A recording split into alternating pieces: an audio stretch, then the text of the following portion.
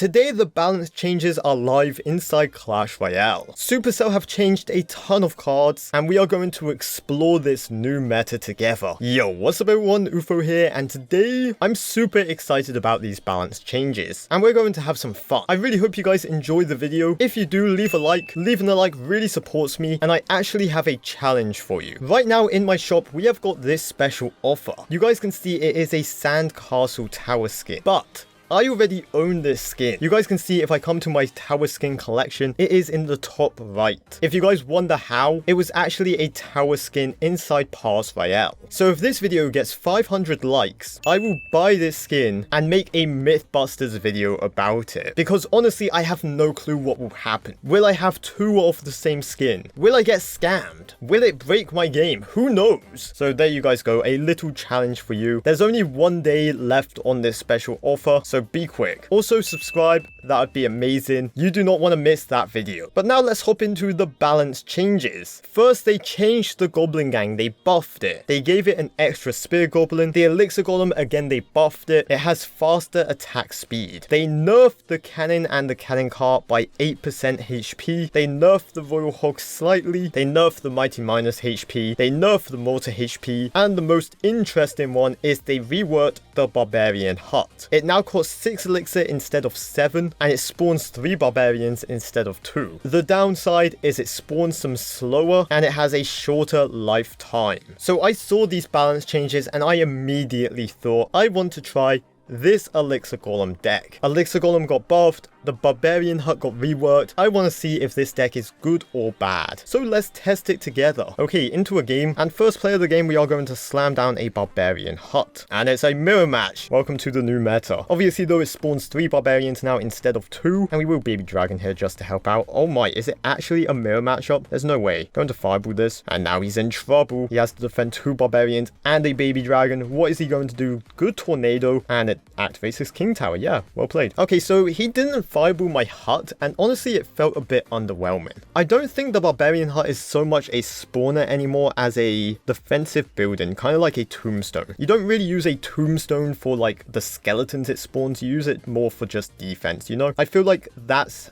what they did to the Barbarian hut, and obviously it's going to take way more testing. This is like my first game, but first impressions is it pretty weak. For 6 elixir as well, yeah, it's definitely a defensive building. Like, look at that. On defense, it does amazing. It just has no real offensive potential though. Also, I think I just won the game and I'm losing internet. Fantastic. Also, that Elixir Golem, the attack speed increase, you can notice that. That tower got melted. So again, we're going to use the Barbarian hut here on defense, and we force out a fireball. That's good. Also force out a tornado. We are going to tornado his stuff away. Pretty happy with how this game went. We won. Going to just rush him opposite lane, and I think that's a successful rework. Good job, Supercell. We take the second tower as well. A very dominant win. The Elixir Golem attack speed is actually crazy. So for anyone that's confused about what I was saying about the Barbarian hut, is I don't think it's a spawner anymore like a Goblin hut or a furnace. Think of it more like a Goblin cage or even a tombstone, where the purpose of it is to bring troops to the center, and then anything it spawns out is like a bonus. So I reckon you could actually probably replace Tombstone with Barbarian hut in this deck and it would do okay. But a deck I do want to try is this deck here. I think it actually belongs in Fireball Bait. The Royal Hog's got a little bit of a nerf, but overall I think this deck should be pretty solid. So let's try it out. Into a game, and just for the record, I think the Barbarian hut is still below average. I still think a Goblin cage or even a Tombstone is better, but it's like steps in the right direction. I feel like it needs a bit of a buff, but I also know Supercell didn't want to buff this card too much because they think hut metas are boring, and they are correct. Anyway, we are playing against Logbait with the new Goblin Gang, 3 goblins, 3 spear goblins. It's actually really good. Here we are just going to Royal Hog's opposite lane, see what he does. He wasted the Valkyrie, and that's a defensive rocket. Okay,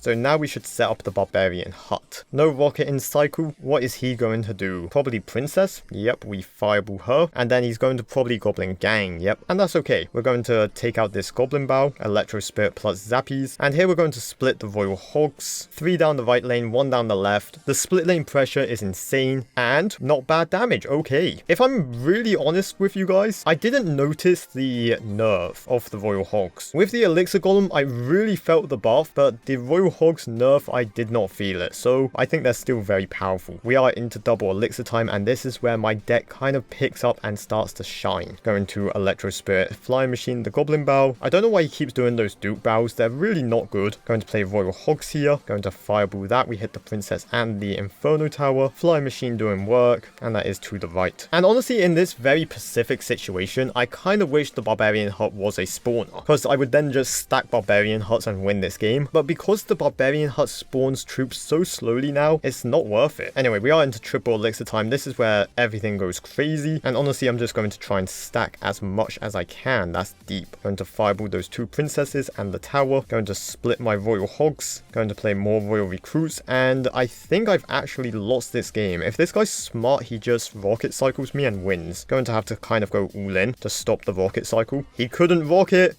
Let's go. That's GG though. Let's go. He's angry. Okay, so my final verdict on the balance changes. I'll go through them one by one. Goblin Gang. Good. I think it's back in the meta. I think we're going to see it a lot in log bait and zap bait. Elixir Golem.